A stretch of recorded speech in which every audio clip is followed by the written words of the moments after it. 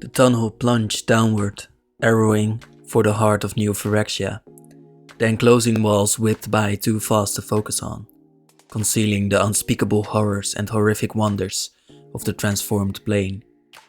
Elspeth clung to the cart, aware that a single bump could leave her tumbling and alone in the depths of this hostile, breathtaking darkness. For the first time, she wished she were riding with the other planeswalkers instead of the Mirrans, someone who could have provided her with a distraction. Instead, there was only the descent and the dark, and the elves at the controls holding on as tightly as she was. There had been a little time for conversation between their departure and the beginning of what she couldn't help thinking of as a plummet. The two operators eager to share what they knew of their gutted plane with the person they had been told might be the potential savior.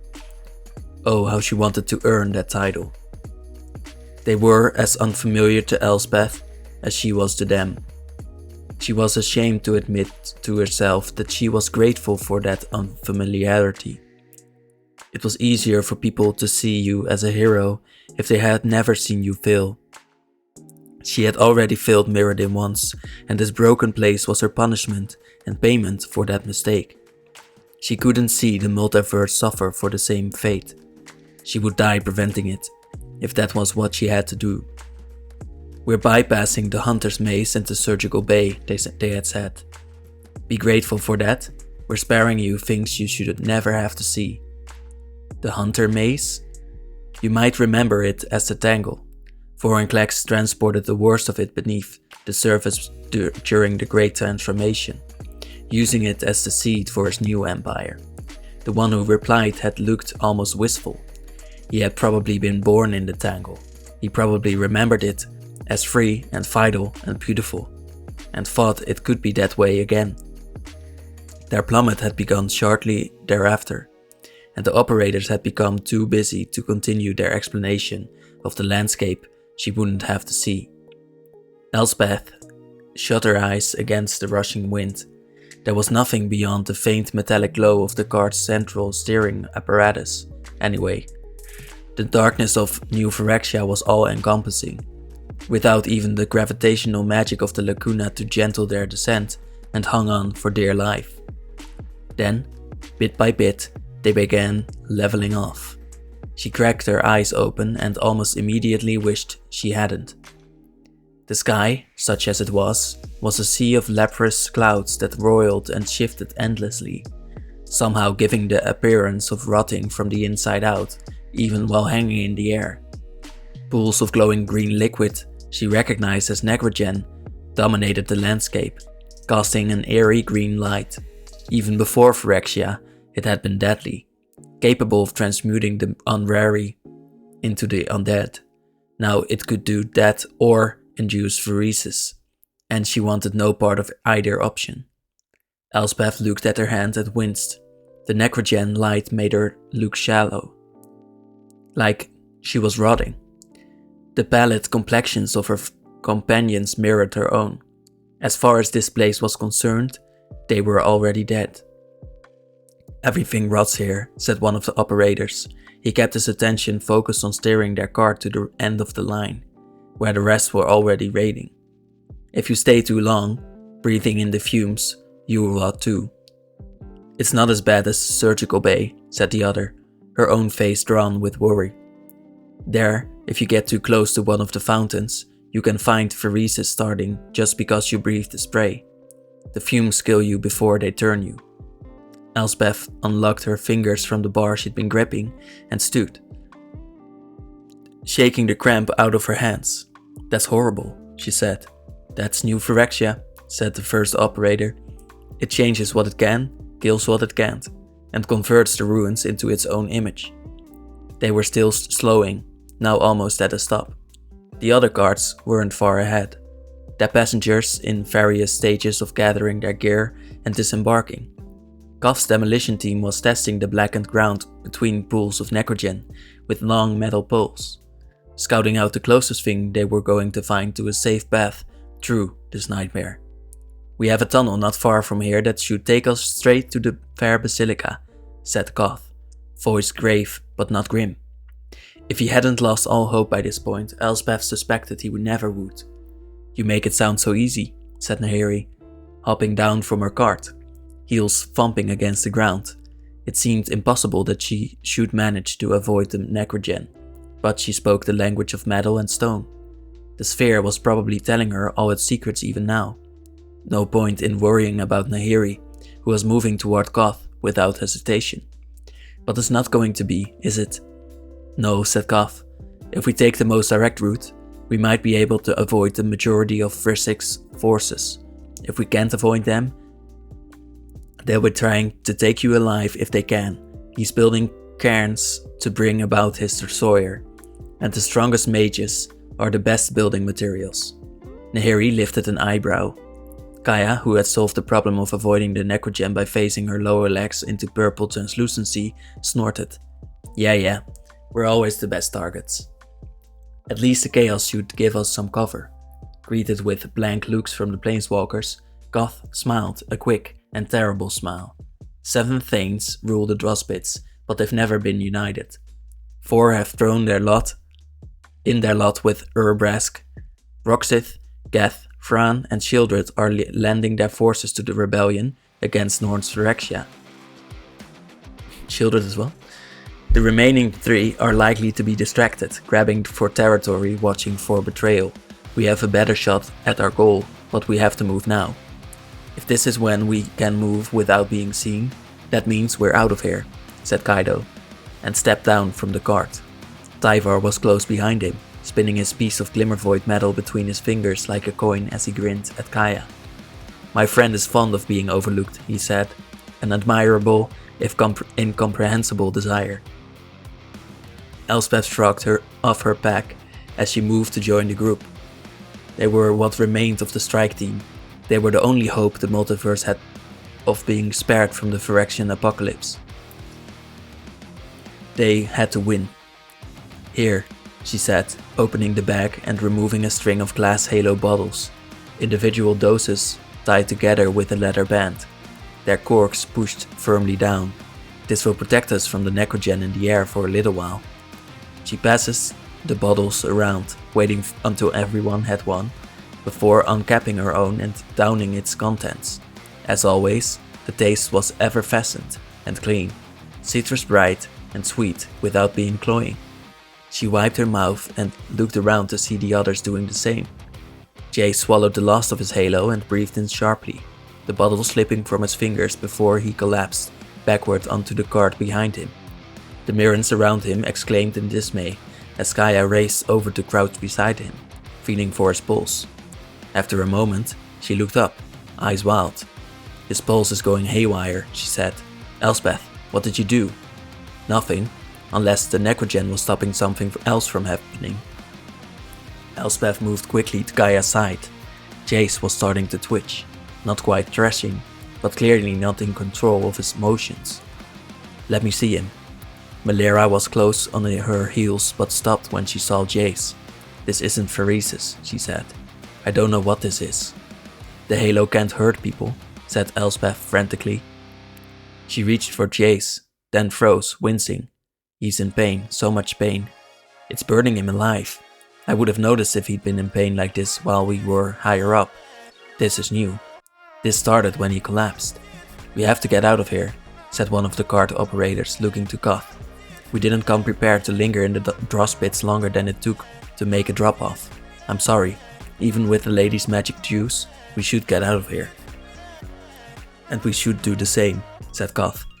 Whether we send your friend back up with the others or carry him, we have to move. I can carry him, said Tyvar. We need him for the plan to work. But he's not the only one who knows how to operate the Silex. Nahiri glanced at Kaya. She's trained as well. Both of them can do it. I'm the backup, said Kaya. I only take point if he's incapacitated. This looks pretty incapacitated to me, said Nahiri. Jace gasped and sat up, bluish-white light crackling in the air around him as the motion knocked Kaya to the side. He twisted wildly, staring at nothing, before he shoved himself to his feet and leapt from the cart, seemingly determined to take off across the blackened landscape. Tyvar caught him by the arm before he could step into a pool of Necrogen. jerking him to a stop. "You gave us a fright, friend," he said. "What happened?" Jace turned to stare at him, not seeming to fully see him. The halo cleared my head and "She's in pain," he said. "She's calling me to go to her. I have to help her. I have to help her right now. You have to let me go." Tyvar frowned, not releasing Jace. "She? Who is she?" "Vraska," said Jace, the name sounding like it was being dragged out of him, like there was nothing else he could have said. Like it was the last thing in the world he wanted to say. "She made it down here, and she's alone, and she's scared. I would hear her distress anywhere." The cart operators moved back to the controls, glancing to Goth for permission to depart. He nodded, and they began working the pumps, simple machines driving them up into the darkness. Out of the green necrogen glow, Jace tried again to pull away from Tyvar. "You have to let me go," he said. "I have to go to her. She needs me, and she's not going to make it if we don't help her." "We have a mission," Goth began. Jace's head snapped around, eyes seeming to focus for the first time. "Vraska needs me," he snarled, then took a deep breath, calming himself. "You can go on without me.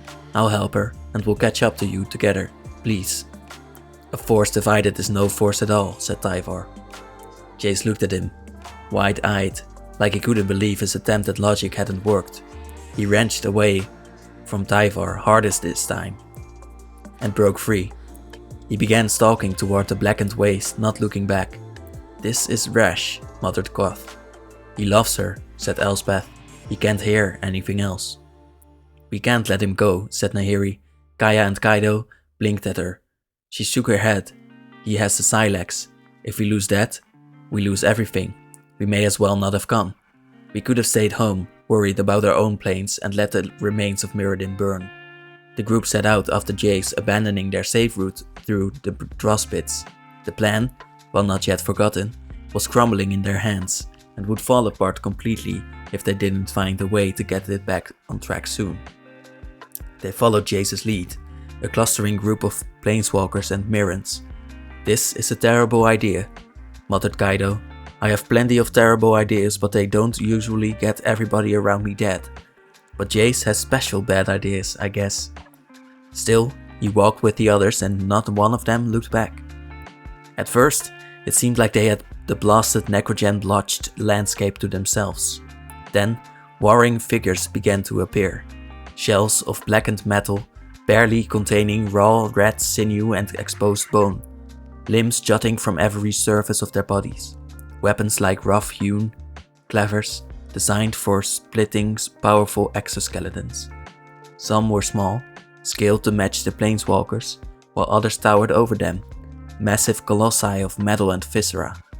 Most of them echoed the dross pits, shells black and blistered from their caustic environment, while others glowed red hot, superheated metallic forms cutting through their opponents as they fought onward. Urabrask's rebellion was well on the way. The Phyrexian forces made Elspeth's stomach turn. She recognized the echoes of shapes she had fought beside in the war for Mirrodin. The arms of a Viridian elf, the powerful chest of a Loxodon. Other aspects of their forms were entirely new, making them all the more unsettling. Every time she thought she knew what she was looking at, she would spot something else that turned it strange and unfamiliar. It hurt to look too closely. For the moment, the Phyrexians seemed consumed by their battle with each other, their heavy feet churning at the metallic landscape and sloshing through the necrogen pools. It wasn't until one of the fights stumbled past at only a short remove that Elspeth realized what was happening. Her eyes widened, head snapping around to focus on Jace. "You're shielding us from them," she said. "When they look at us, they see nothing at all," he said. "It's not a shield, it's a full change to their environment." The strain was evident in his voice. "This is the fastest way to get to Vraska. She's so afraid, and she's all alone." A vast, terrible structure loomed out of the rotting clouds of fog, as blackened and decayed as everything around it, sheltered by the terrible wings of a ribcage too large to have ever belonged to any living thing. Kaya made a small sound of disgust. Goth made a larger sound of dismay, Kaido glanced to them, eyebrows raised. Shieldred's Colosseum, said Koth. She makes them fight here. For her amusement. Them? Asked Kaido blankly. Phyrexians, champions, or those who have displeased her. It doesn't matter. They go in, and most don't come out. Sometimes she takes our people there, when they're captured alive and deemed unworthy of the gifts of Phyrexia. Koth shook his head, looking more revolted by the instant.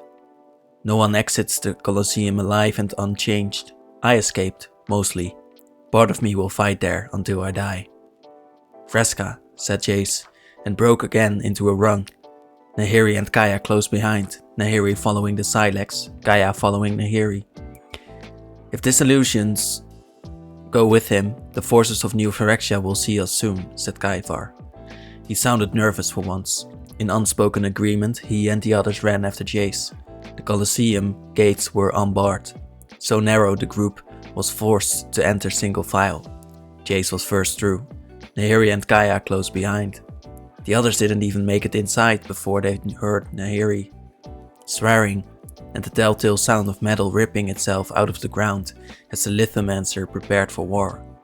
They exchanged a glance and hurried their steps, unlimbering their weapons as they moved. Kaido grabbed Elspeth's arm before she could enter. We can't do this, he said. Jace is our friend, but this is foolishness. We have to recover the Silex and keep moving. Elspeth looked at him as levelly as she could manage. What's the value of fighting at all if we can't even make the stand to save our own? She asked. Looking chagrined, he let go. Elspeth turned back to the entrance and stepped into Shieldred's Colosseum. The interior was a vast gutted out bowl, surrounded by a high rank of backless seating, so steep that there was little doubt that eager spectators could tumble from the heights if they weren't careful. A pitted black metal floor stretched through the center of the bowl, a pool of bubbling necrogen, visible at its center and around the edges. It was a pit of horrors. And in the bowl, bleeding profusely from a dozen terrible wounds, stood Fresca. The Gorgon had one hand clasped against her midsection, blood trickling between her fingers as she held some essential piece of herself inside. The serpentine tendrils atop her head hung limp, and a ring of Phyrexians closed in on her, stepping over the petrified bodies of their fellows. Those weren't the only bodies on the ground. Fully a dozen Mirrans had been slaughtered before things reached this point. Elspeth couldn't help thinking, as she looked at them, that at least they had tried, and died without being completed. It had been clean and quick. Jace was heading straight for Vraska, trusting his solutions to protect him. The Phyrexians still didn't see him, but that wouldn't last forever. Passing like ghosts on the battlefield was one thing, stepping between a predator and their prey was something else altogether. Kaido raised his sword as Elspeth drew hers. Tyvar pulled the hex of black metal from his belt and spun it between his fingers, skin rippling into a new composition as he borrowed its innate nature for himself. Koth sighed, shoulders slumping. So we're doing this, he said, before shouting grimly. For Mirrodin. He charged, stony armor turning white hot as he activated it. He grabbed a pike dropped by one of the fallen as he ran, the heat spreading along the weapon's metal shaft until he held a superheated rod. The others were only a beat behind. Nahiri's blade spun a whirling song of death in the air around her, cutting down two of the remaining Phyrexians before they could finish turning. Kaya moved to advance, and Nahiri whirled on her, eyes blazing. No, she snapped. If that fool wants to get himself killed, we're depending on you. Without one of you, we're finished. You stay back. Kaya had never been afraid of Nahiri before. She looked her in the eyes and felt her skin crawl, sudden dread washing over her. She stepped back and watched as the others engaged the Phyrexians. The Phyrexians turned away from Vraska, distracted by the planeswalkers, though still not seeing Jace, who continued the single-minded race for the Gorgon. Kaido raised his sword to block a blow from one of the armored creatures. Himoto, beeping warning, and staggered one from the force of the impact. Tyvar was suddenly there, shoving himself between Kaido and the next swing of the creature's sword, grunting as it slammed into his own metal-plated back. It barely even dented the surface. His grin was wild as he swung his weapon at the beast. Behind him, Kaido cocked his head. The sheet of glistening Phyrexian oil the blow had left on Tyvar's transformed skin peeled off and rolled into a ball, floating in the air above Tyvar's head. Goth battered the Phyrexians with his superheated fists, aiming for the breaks in their armor, the joints and open places, sidestepping their weapons. One of the Phyrexians, a terrible thing that looked like a metallic lobster constructed by welding a dozen or more smaller humanoid corpses into a single shape, roared and tried to stab him with a vicious semi-crustacean claw. Goth caught it right before it could jam the tip into his armor, straining to hold it away from himself. A strike of Elspeth's sword sundered the claw, radiant golden lights shining from the blow. Goth grinned at her as she continued to swing, decapacitating the beast. Then he turned and flung the claw into the next combatant in the line, driving the barb through its throat. The fighter blinked once, looking almost comically surprised, and then collapsed, lifeless and limp. The ball of oil Kaido had created suddenly accelerated, splashing into the eyes of the nearest Phyrexian. The big figure staggered backward, momentarily blinded, and that was all the opening Tyvar needed to strike it down. He kicked the body as it fell, turning back to Kaido. "Well aimed. I cheat," said Kaido, with a shrug. Through it all, Nahiri moved forward in a cloud of rolling metal, a terrible dealer of endless destruction. The remaining Phyrexians never stood a chance against her, much less against the strength of gathered planeswalkers. The last of them fell as her knives The last of the Phyrexians fell as her knives returned to neutral in the air around her, and as Jace finally reached Vraska, who took a step backward, away from him, her free hand raised to ward him off. He stopped, staring at her with shocked eyes that still glowed faintly blue from the effort of keeping himself hidden from Phyrexia. "Vraska," he said, not bothering to keep the hurt out of his voice. "Vraska, we have Elspeth with us. We have Halo. We have Melira. She can cure Pheresis. We can patch your wounds. It's not as bad as you think it is." "No," said Vraska, normally steady voice hollowed out and gutted. "No, Jace, I'm sorry. I called you here. I didn't mean to. We were linked and you shouldn't have heard that." Jace blinked, taking a step toward her. "What? No, calling me was the right thing to do. And you're safe now. You're safe. We saved you." "No." All Vraska's missing strength returned for a single, forceful syllable. She staggered, sagged, looked at him, somehow smaller than she should have been, somehow reduced. "You didn't save me, Jace. You can't. You were too late. It's inside me. Phyrexia has a poison even I can't fight off. It's too late." Jace stared at her, openly horrified. Melira bit her lip. "I can feel it from here," she said quietly. "The fact that she's still this much herself, she must have a will that could move mountains. If she weren't so badly wounded, maybe. But as it stands..." Nahiri stepped forward, knives following. "We can give you a clean exit," she said, voice devoid of all feeling. "We can let you die as yourself." "I will kill you if you touch her," Jace snarled, taking his eyes off Vraska long enough to shoot a glare at Nahiri. Nahiri stopped, looking at him dispassionately. Jace turned back to Vraska. "Please," he said, "we can at least try. We have to do something." "You have to run," said Vraska. "All of you, run, now. Well, there's a chance this works out the way we meant to. We knew there might be losses. We knew there would be losses. Run.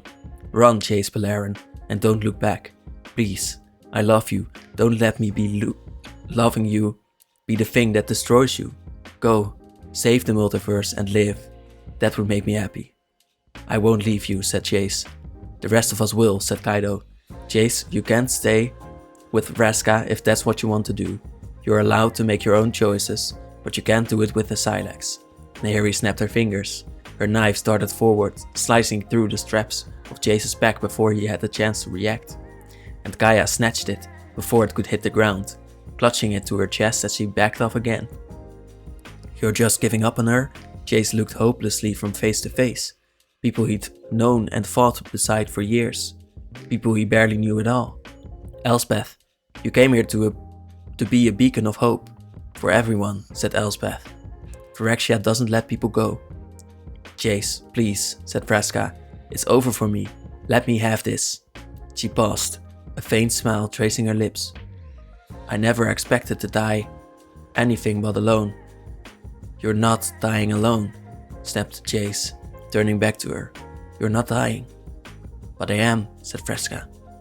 Neither of them seemed to notice as the other planeswalkers fled the Colosseum, leaving them behind, Kaya holding the Sylex tight. They were lost in their own world. Then Jace stepped closer, and this time, Vraska didn't retreat, not even as he reached for the bloodied hands and took them in his own. "Close your eyes," he said.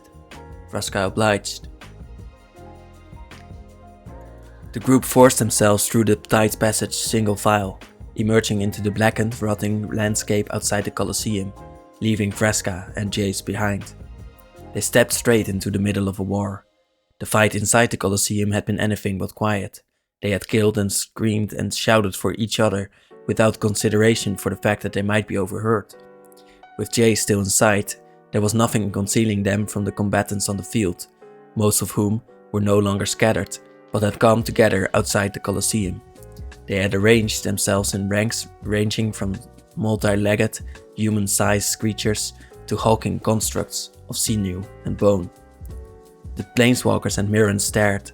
They had exhausted so much of their strength on the fight to save Vraska. Patches of skin were starting to show through Tyvar's metal shell, and the knives around Nahiri swirled a little more slowly. They couldn't go back without backing themselves into a dead end. They couldn't press forward without clearing the field. Elspeth reached for Koth's hand, squeezing his fingers, trying to take comfort in the fact that they had done everything they could. They might fail here, they might fall here, but they had tried. "For Mirrodin?" she asked, resigned to the fight.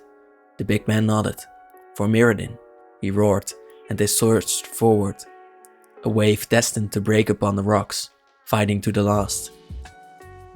"You can open your eyes now," said Jace. Vraska blinked as she turned to look around. The Colosseum was gone, replaced by a sun-drenched Ravnican avenue, the sky above them perfect and cloudless, as it so rarely was. She glanced back to Jace, startled, and blinked again. All signs of battle were gone, along with all signs of battle readiness.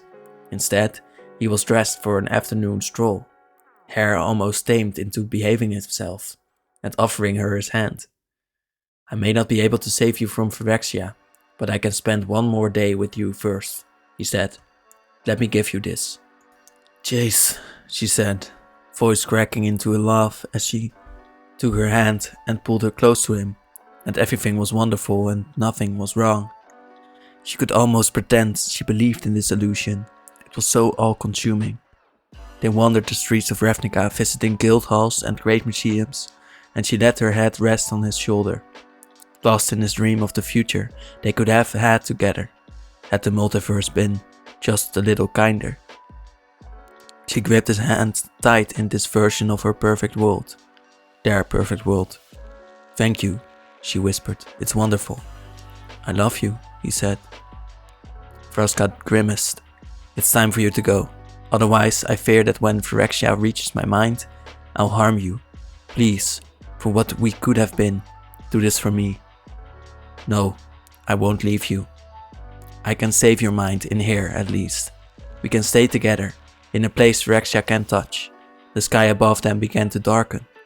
"Oh, Jace," she said, voice becoming a sigh as she reached his name. "Don't feel bad. You always need to be the hero who finds the answer, but sometimes there isn't one. If you'd just been a little bit faster. If Elspeth and Kaya had made it down from the surface sooner, if he hadn't chosen to wait for them, if he hadn't allowed Nahiri to bait him into an argument in the Mirren camp. If... It's not too late," he said. "But it is," she touched the side of his face. "It's in you too. You're already lost." "What?" "Here in the dross pits, the oil that spreads the infection hangs in the air above the necrogen pools. You should have run, my brave, foolish boy. She shook her head. You're as doomed as I am. I took Halo before we reached you. I have time. We have time.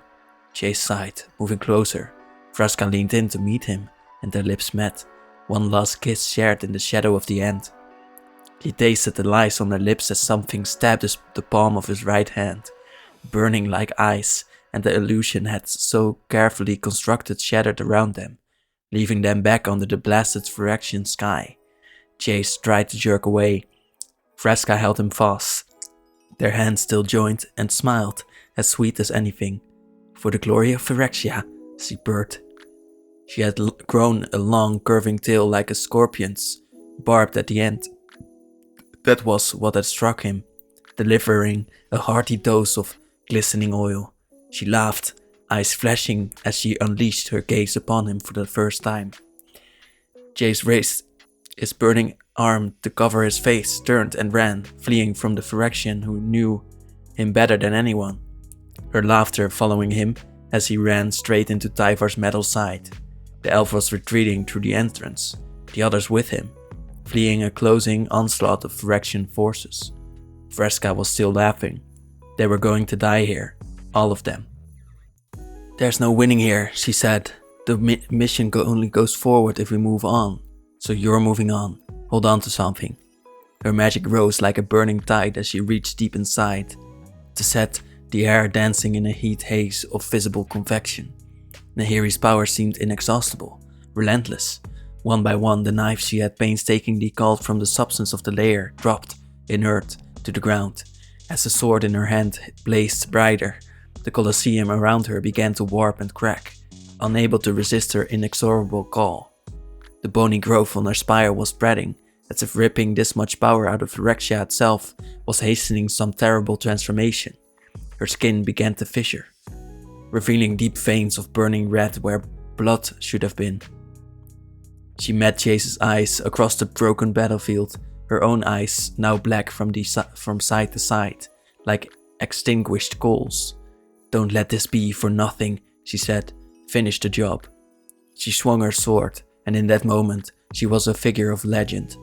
In that moment, she should have cleaved the plane, and then, with a fast and terrible shattering, she did precisely that, and everything fell into darkness. Dust clogged the air, blackened with necrogen, and bright with impossible radiance. Bit by bit, it cleared away.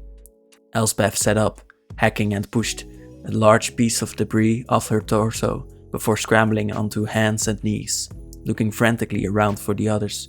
The impact of her body with the porcelain ground had smashed her back, and she had to fight the urge to weep at the sight of her precious remaining halo seeping into the ground and dissipating into rainbow mist. Not that it had done them much good so far. They were losing. They were going to die here. If they were lucky. If they were unlucky, they were going to become terrible new tools in Phyrexia's arsenal and carry destruction across the plains. No, she couldn't think that way.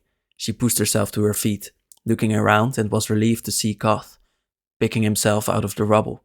He looked up, jaw hanging slightly open. That majestic fool, he breathed. What? Asked Elspeth. He pointed. Look. She looked up. There was a vast hole in the silvered sky, dark and jagged, like someone had smashed their way through. She dropped the whole Colosseum into the fair basilica, he said. Incredible. The others were picking their way out of the rubble. Tyvar helping Kaido to his feet, Gaia assisting Jace. Elspeth was relieved to see that the pack containing the Silex had fared better than her own. It was still, apparently, intact. Nahiri was nowhere to be seen. Above them, Phyrexians began pouring from the hole, almost immediately joining in battle against one another. They didn't fall, but clung to the silver surface of the sky, ignoring gravity in favor of carnage. More Phyrexians boiled up the walls. These ones shelled in shining silver and white, marking them as denizens of the fair basilica. Elspeth turned her head and gasped, the others following her gaze. There, bright against the artificial horizon, was the gleaming wide-winged form of Atraxa, fighting against the blackened invaders to her master's domain. We must move, said Goth. This battle will keep Elish Norn's forces distracted for a time, but not forever. And I don't have forever, said Jace. He held up his arm, blistered and burned from Vraska's famine. Skin splitting in fissures to reveal tissue gleaming with a sick brightness that had nothing to do with blood. The halo in my system will slow it, but not stop it. Melira, said Elspeth. The petite Mirren shook her head. He'd be incapacitated and we'd never get him back to the surface, she said. I can't do it here. Jace looked entirely unsurprised. Gaia, give me back the Silex. I'm not going to survive this as it stands. I may as well be the one to trigger the blast. If you think that's a sales pitch, you've lost your damn mind, said Gaia, clutching the pack protectively. We can argue while we walk, said Goth. We're closer to the altar. Your Lithomancer friend has driven us to our goal, and we shouldn't let her sacrifice be in vain. I can't believe I'm living in a world where Nahiri saved me, said Jace. He glanced at his arm, mouth twisting. But then again, guess I won't have to. They began to move, picking their way across the rubble-strewn path toward the towering shape of Norn's altar. Jace continued whispering to Gaia, trying to convince her to hand him the bag, until finally, with a disgusted expression, she shoved it into his arms and stalked ahead, body flashing purple as she passed through the largest chunks of rubble. Jace let the bag rest against his hip, looking neither pleased nor displeased. The loss of Vraska and his own future in the same blow seemed to have broken something inside him, and the despair in his eyes was as a blow to the Elspeth's heart. She couldn't look at him for long.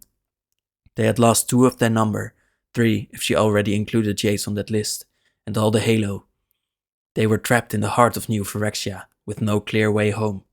How much did they really have left to lose? Under the burning sky of the fair Basilica and the corrupted light of Atraxa, they continued.